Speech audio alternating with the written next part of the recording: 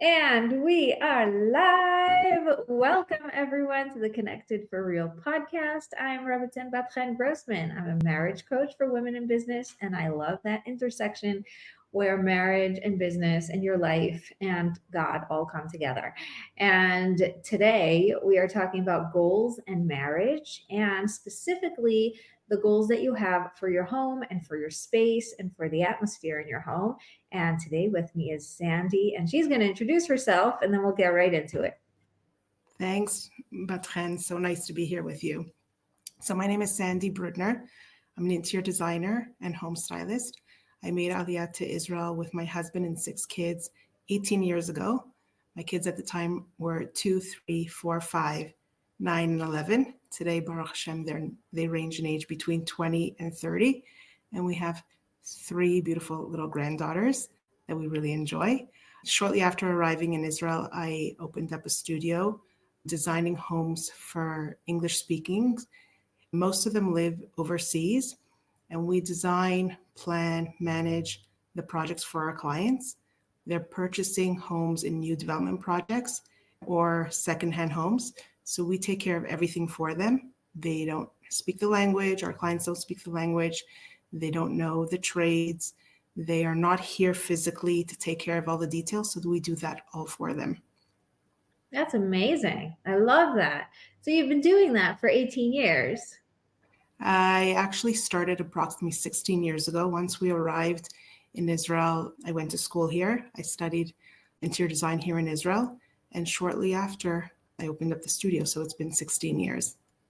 Oh my gosh, that's amazing. So take me through the process of how a person can really make, because if you're buying in a project, you think, oh, they probably thought everything through. Like, why do I need a designer? Or, if somebody already lived in a house, then it's already functional enough for you to move into. Why would somebody want to hire an interior designer and really, take that leap? Okay, so when our clients purchase in new development projects, first of all, we start early on, sometimes even before they purchase their homes. We go through their technical specifications, which is a listing of everything that is included within the apartment, within a standard package apartment. So we inform them and educate them as to what they're actually purchasing. It's in Hebrew, difficult to understand. You can definitely Google that and get it translated, but we're giving them a summary of all the different elements that are included and all the specifications that are included within the apartment.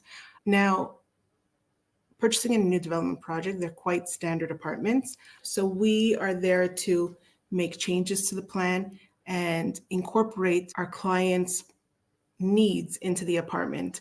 Everybody has different needs. So it's a matter of communicating with the client, listening to our clients to hear what their needs are, what their lifestyle is, what their vision for their apartment is, and then incorporating those details into their finished apartment, into possibly upgrading their apartment and into the ambiance that they want to create within their apartment.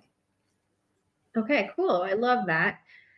So, what are some practical tips about how any one of our listeners, me, you, whoever is here, can find those specifications for themselves? Because it's really hard. A lot of times you know what you like, maybe, or you see something on a magazine, you're like, oh, that's nice, but it's not practical, it's not for me, or whatever it is.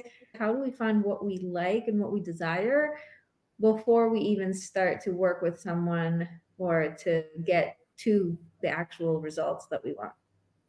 So, like you mentioned just a second ago, looking through magazines, that's really important in understanding what it is that you like. Just flipping through magazines, there's so much online now, Pinterest, and so many different websites that you can look through. What catches your eye? It's what catches your eye that goes into us. So, looking through those magazines, looking through Pinterest, it's actually one of the first steps that I ask my clients to do. One of the first steps is for them to fill out a questionnaire that I have. It's a lengthy questionnaire so that I can learn about them, their families, their personalities, their loves and their hates. And the other step is to create a file, whether it's a hard file just by flipping through magazines or to create a Pinterest board. And that's how Sometimes you get to learn about yourself and what you like and what elements you want to incorporate into your house. And it's a way for me when I'm working with my clients to understand visually what it is that they like. Because somebody might say that they verbally say that they like, for example, the color blue, but there's so many different variations of blue. It's for them to be able to put it on a Pinterest board. This is the blue that I like. Visually, I'm able to understand and to know that we're both on the same page. So a client might also tell me that they want a modern home. So what does that mean to you? Because for you, a modern home might be different than it is for me. So it's that vision board is really important. Oh, that's such a good point. And I'm just thinking for a person who's sitting there going, I'm so far from buying the home or designing the home or actually hiring someone that I just don't feel like there's any point in looking into it. And I want to say, yes, there is. Pinterest is free, and all you have to do is start collecting my dream home or my dream design ideas or what I like and what I hate. I love that you added what I hate. I never thought about that, but it's actually easier to find what you hate than what you love. And it really points you in the right direction when you get clear on what you don't like. So I really love that you're saying that, because if that's step one and that's free, then that's accessible to anyone. And Yes. it will get you that much closer to then having clarity about, oh, what do I need to do? Sometimes the upgrades that you need to make are so minute that you think they're this gigantic project, and really they're not. I actually, just on the topic of vision boards, I actually got together with friends in our neighborhood a few weeks ago, and we created a vision board for the year. So a Pinterest board is very much like the same thing. In our vision boards, we're dreaming about what we want our year to look like. We're dreaming about different aspects of our life, family life, financial aspects. We're also maybe incorporating, if we want a new home, we're incorporating that new home into that vision board. So a Pinterest board is, it's its own chapter within that vision board. So, even if you're not ready to buy it yet or to acquire it yet, start dreaming about it. If that's what you want, then, if it's a large dining room for your family and your guests, or if it's, something specific for your master bedroom, incorporate it into that vision board, into that Pinterest board, and that becomes your vision board for your Yeah. home. And I just have to say about vision boards, you guys, anytime I sit down and actually get really, really clear on what I want, and I have created vision boards in the past where I thought it would take, if ever, it would take me all year to reach. And in the end, I think I checked off, because the person who we did vision boards a while back, she said, when you actually achieve something, put the date on it, right?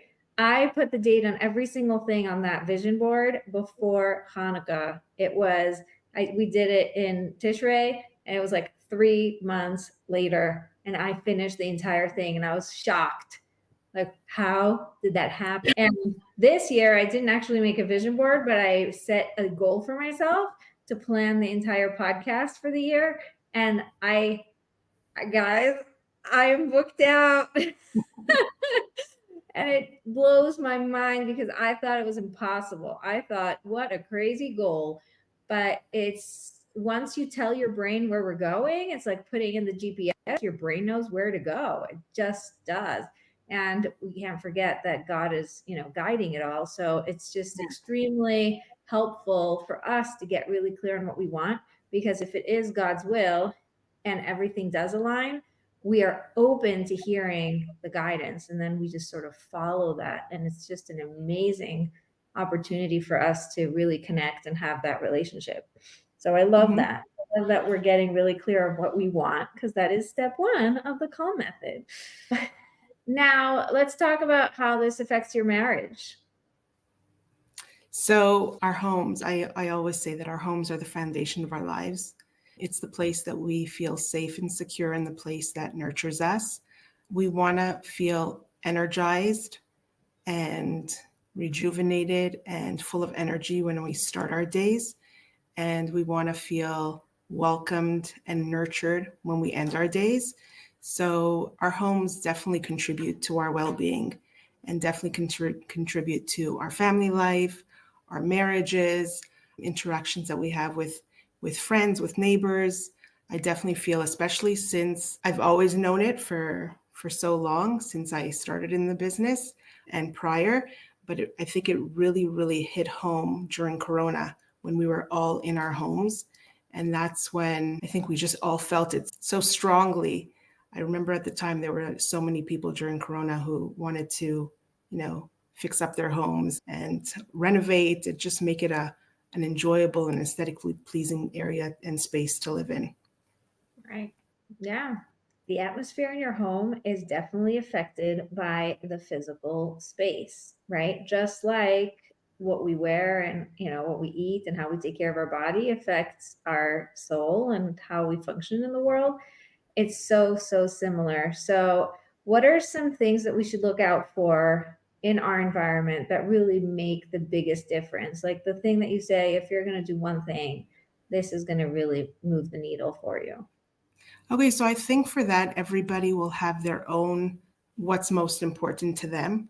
Personally, for myself, I find that having an organized and decluttered space is so important. In general, that's the first thing that I recommend when you're going to be revamping and renovating a space is to declutter. You might have, 2, 3 meters worth of closet filled with clothes, whatever it is. And then once you declutter, you realize that you don't even need all that space because you've taken out the things that you don't need. I usually say if you haven't used it in a year, you won't need it. When you need it in another 2, 3 years, buy new, There's you can give it away, you can throw it. There's so many different things that you could do with different things in order to declutter, repurposing.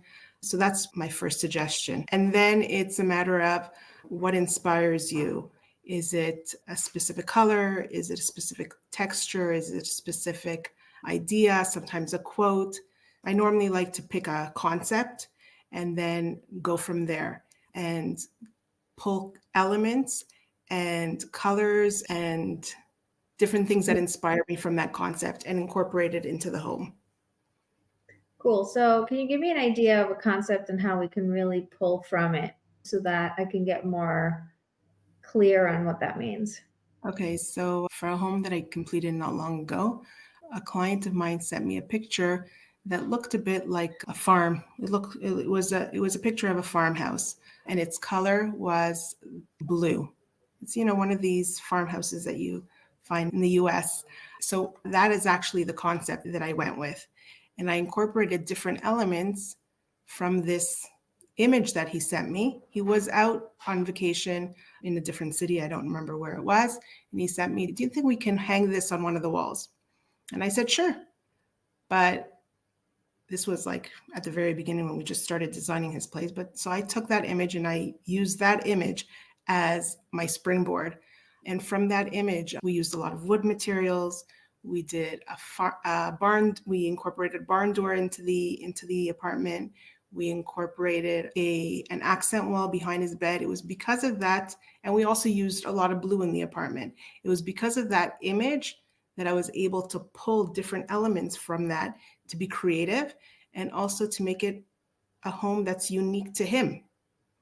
Right. That no other home that I design is going to look like that home because I've taken something that spoke to him. Art speaks to us in general, touches the soul. So I took something that touched his soul and that touched him from the inside, and I drew from that. Oh, I love that. One of the things that comes up for me anytime I talk about interior design is the fact that there's a lot of things that are really beautiful, but they're just not practical. And especially now that I'm expecting my number 8, it's like as decluttered and minimalist as I can get. I will never have less than 10 pairs of shoes all over the house, right? Because each person needs at least one pair. And of course, they don't end in one pair. Everybody has one pair of this and one pair of that, and same with coats and same with hats and same with so everything is multiplied and you feel like there's just a ton of everything. How do you bring in the practicality and the aesthetics together, because I find that a lot of the things that I find on Pinterest are just so beautiful and minimalist because, all they have is two kids. Like, thank you, but not really practical. So that's one of my biggest things that always comes up is like, oh, if only they knew. So here in Israel, places are smaller than what we're used to. I'm originally from Toronto, Canada, but from Toronto, America, places I found here that my place is definitely smaller than what I had there. And in general, I think that's the case. So it's definitely important to be practical. So whereas we may take, for example, a console that is just a tabletop console, here I like to maximize space. And so I would use maybe a console that has different, drawers down to the floor, whereas the, beautiful console that we see on Pinterest might just, be the legs and a beautiful tabletop. Here I'm thinking, okay, we need to maximize space.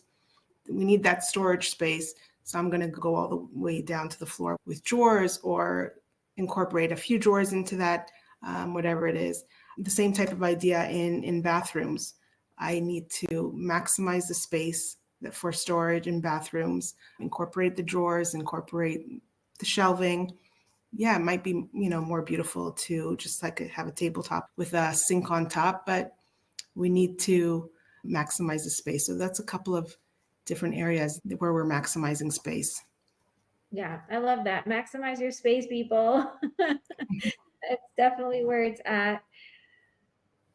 Wow. Okay. What other great tips do you have for us? So let's talk about a master bedroom because we are talking a little bit about marriage. So a master bedroom is a shared space between a husband and wife. So it's important to communicate between the husband and the spouse to know what each of them wants to incorporate into the room. Obviously, there's going to be the bed itself. It should be very comfortable. It should have a very comfortable mattress and pillows, comfort that will rejuvenate them so that they can start the day inspired and with new energies. But there's a lot of beautiful aesthetics that can be added to a room, a lot of textures that can be added in the bed frame, in the bedding, in curtains. Just having the room that envelopes you in comfort and in beauty adds calmness and makes it a welcoming place that you enjoy walking into. I love that. So, actually, using the planning period as a place to communicate what each person finds is most important to them. That's a great point. That's a really great point. I can already tell you that if I sit down with my husband and I'm like, what's your ideal bedroom? He'll be like, I don't care. Just make it practical. I just need to have a bed and to know that I don't need to walk over things to get to it, right? He's extremely practical and very not interested in like fluff. And also, I think he would want light colored walls because right now we have an accent wall that's dark behind our bed and it makes him crazy.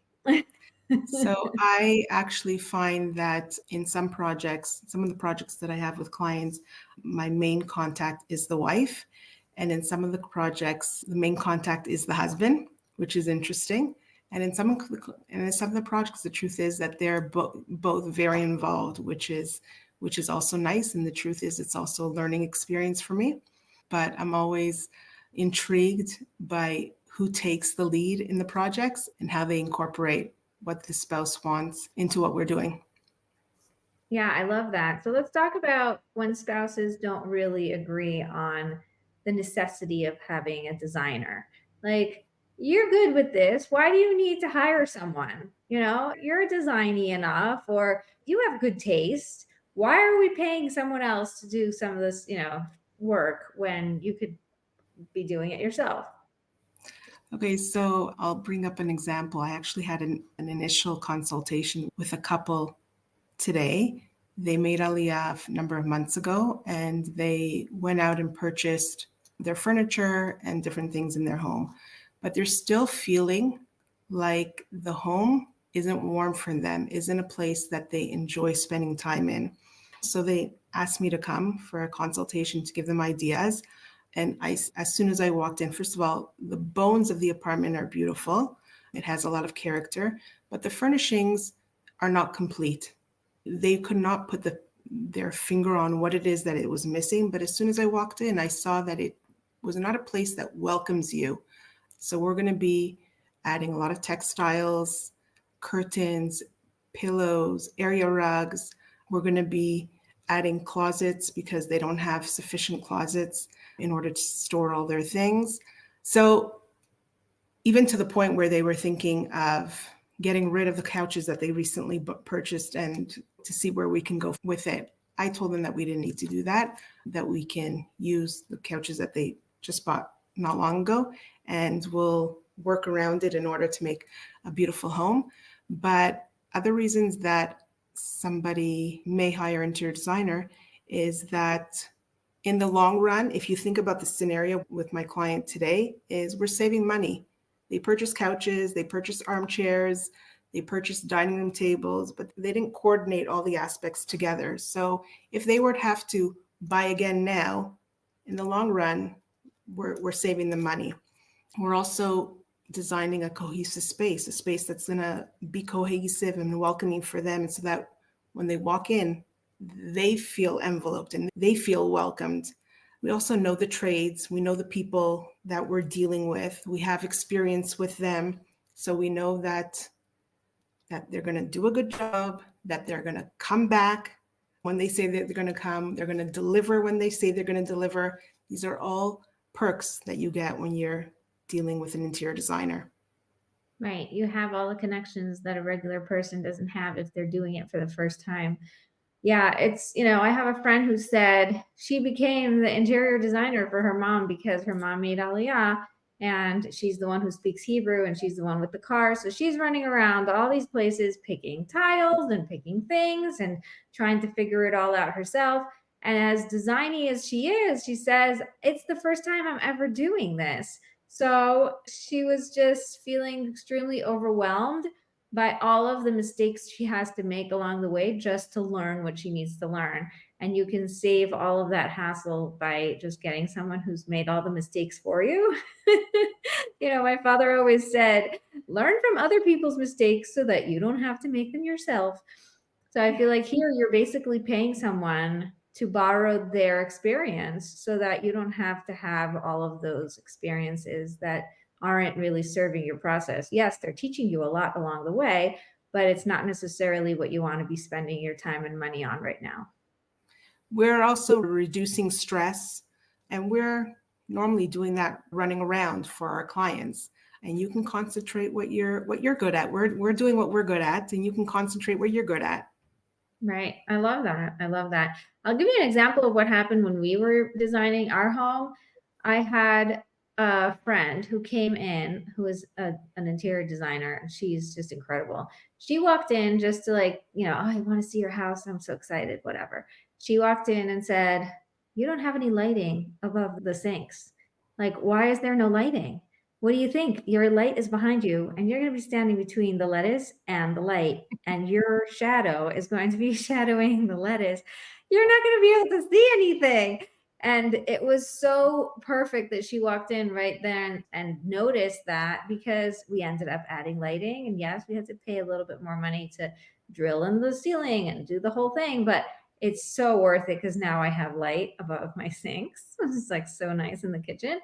But then after that, I hired her to come back and tell me about different little details that I was missing because I just never did it before. So she made decisions about, positioning the sink a certain way in the bathroom so that there's more space, or, moving things around, doing things right on the first try so that we don't have to sort of pay a price to redo it or fix it later. As designers, I know that I've spoken to other colleagues about this. We walk into a home and we're just like our eyes are moving around, seeing, what mistakes went on here, or what ideas can we take and incorporate them, and what inspires us, or Yeah, so let's talk about some of these mistakes. What mistakes do you see that people make when they're not using a designer? So actually, this apartment that I walked into earlier today, this is not something that my clients did. It was already there when they purchased their home. And honestly, I don't know whether the original owners used a designer or not, but the toilet was not the right distance. It was supposed to be from the wall. So they're very, squished up to the wall in its positioning. I would say another area is mistakes, electrical points, not having enough electrical points or not having them in the right location. Lighting, like you mentioned, having the right lighting, having the position of the lighting in the right location, having things centered. For example, an air conditioning vent. When we're planning the location of the air conditioning vent, when we're planning a home, we're able to see, personally myself, I'm able to see it in 3D, all the different aspects of it without actually seeing it on paper. I'm able to visualize it. So I'm able to see where different elements are supposed to go, their location in connection to other things within the home. One example is the air conditioning vent. I find in general, whether homeowners or builders, they're not centering them properly. So these are things that I'm able to see visually just in my mind's eye in order to plan them out properly. Yeah, and you could probably imagine where a person would be sitting because you're already designing the couch positioning and all that stuff, where they would want the vent to be pointing, or not pointing. Well, there's specific areas where it can point or where we can plan air conditioning from. It's all centralized. It's not that you could put air conditioning on one side of the house and then put it on another side. It has to all connect with the main unit. But yes, we're thinking about where the room is located, how it's located in order to get the proper airflow. Yeah, I love that. Okay, so we're talking about goals, and specifically when a person has goals for what they want their house to look like and what they want their house to feel like, and you're all excited about this project that you're going into, it feels like sometimes it's never ending, and there isn't ever a time when you could check off, like, oh, I've reached the goal, right? Because we're always redoing, or always adding, and always sort of tweaking, and always, we're in life, we're in journey, we're constantly, updating and upgrading and whatever. How do we reach a point where we actually get tangible results and feel like we have achieved our goal, even though we're still living in it and, running it and things like that, but just that feeling of closure? So having a plan in mind is very important. It's having that plan that leads you to the destination. So if we have a plan, this is where all the different rooms of the house are going to be. This is the furniture that we're going to be incorporating into our house. These are the elements that we're going to be incorporating. These are the colors that we're going to be incorporating. Once we've ticked off all those different elements, colors, points, you've reached the destination. You do reach a destination by the end of it. Our homes are constantly changing, like you say, and sometimes we might change things up in different seasons. But at the end of the day, you are reaching your destination. And even if you decide to change something up, to add something, you're reaching your destination. I think that this is a place where you can really see the difference between having a designer and not having one. Because when you're doing everything yourself, you're like, okay, we painted the walls, we put up the pictures or whatever it was, right? And we did this, that, the other, but there's still the styling to do, or there's still whatever. Like for me, it took me a year to fill the picture frames that I hung, right? Like I hung the picture frames without pictures because I was going to print the pictures, and then life happened. And one time somebody walked into the house and said, "Are you kidding?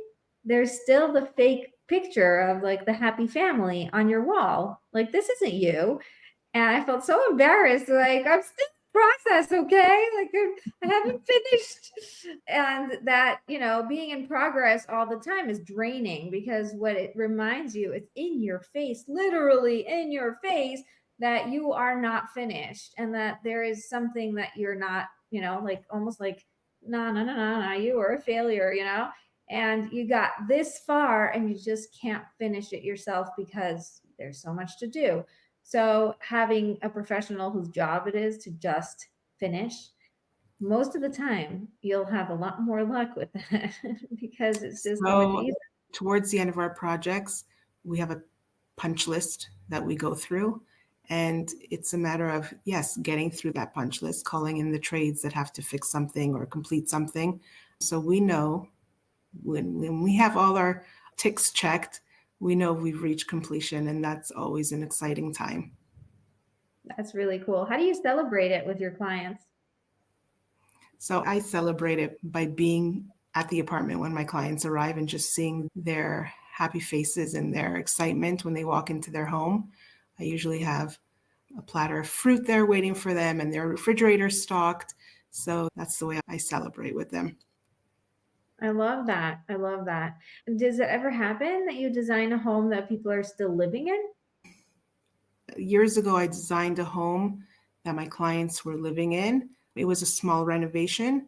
So if I remember correctly, we did tiling and bathrooms. So our clients had to live, in parts of the home while, some of the tiling was being done and they couldn't use one of the bathrooms. But we cannot do a full renovation with the clients living there. They have to move out. There's no other way about it. If you're doing one room, it's one thing, but to do a full renovation, you must move out. Right. I hear that. I hear But that. it's not enjoyable. It's more difficult for the contractor, for us, and it's not enjoyable to you, Right. to the homeowner. Right. Okay, cool. So this is just so fascinating because, we all have these dreams and ideas and things and whatever. And how many of our listeners are just sitting there watching and being like, uh-huh, I wish, I wish. But it's so unattainable that you just wonder to yourself, like, why am I even bothering to listen to this podcast episode? It's so far fetched from where I am now.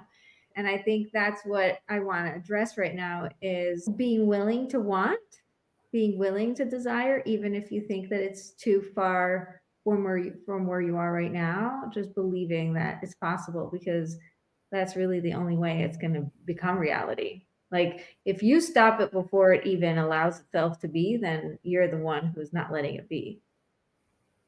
Do It's you have anything to add? I would say it's connecting to Hashem, and the same way we pray and ask for different things. It's a matter of connecting to Hashem where this is concerned, and asking, and Hashem listens and answers our prayers. And if that's Yes, something that you want, if that's something that's important to you, and that's what's going to help you to serve Him easier, then you ask. I love that. And we have an episode with my father. Oh, he's so cute. And he said, you have to realize that everything you have, you need. Everything you need, you have.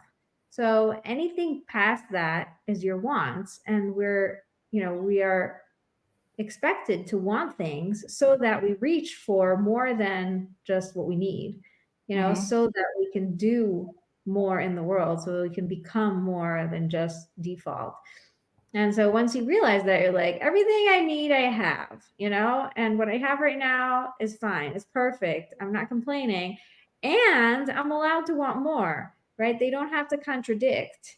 So I love that you say, turn to God, bring him into the situation, say, I want to serve you, in a higher level, in a better way, in a way that I can, maybe welcome more people in or create an atmosphere for my children and my marriage to really thrive. And, whatever it is that you want, be willing to desire, be willing to want it, because that's the step that leads to all this.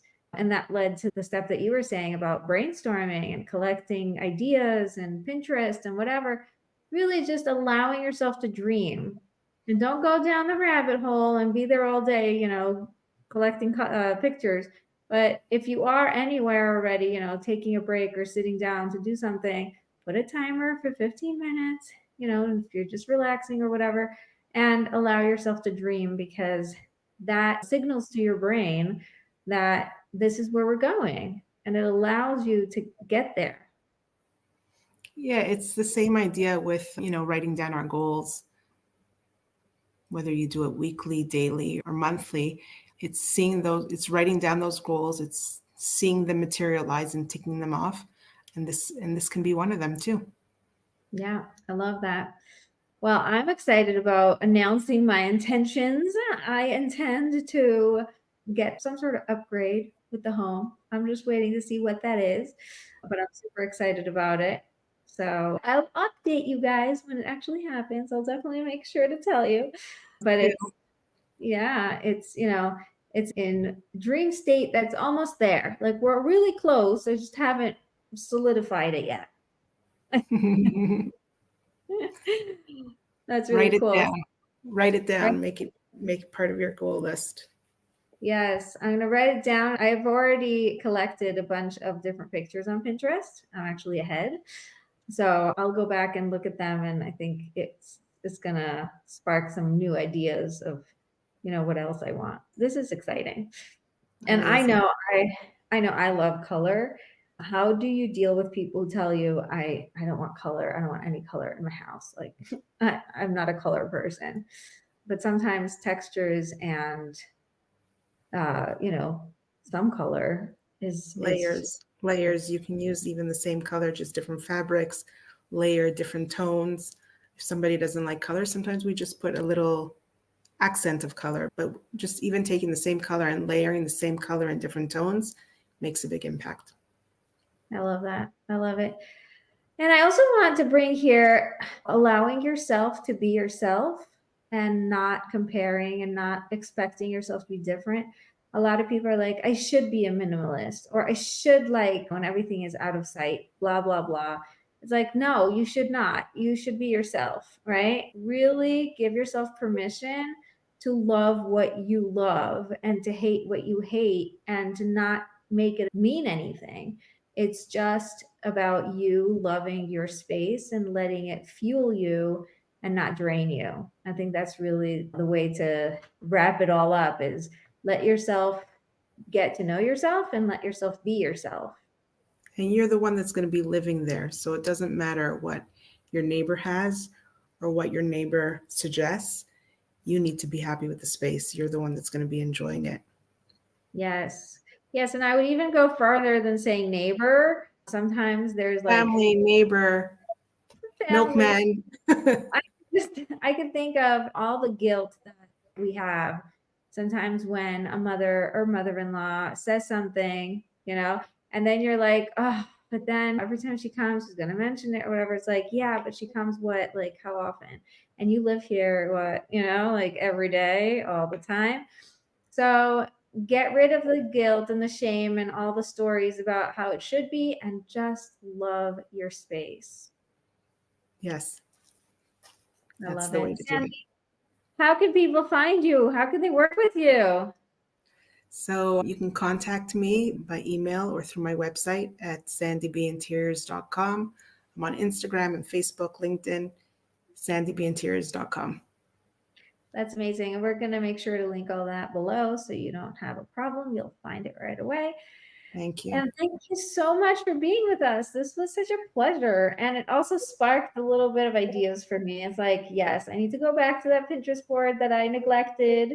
And I want to start collecting more specific ideas. Like now that I left it for a while, I can go back and really see what resonates more, what really sparks me. And I like that you said sometimes you start to see a pattern or you start to see something that really speaks to you and then you pull from there.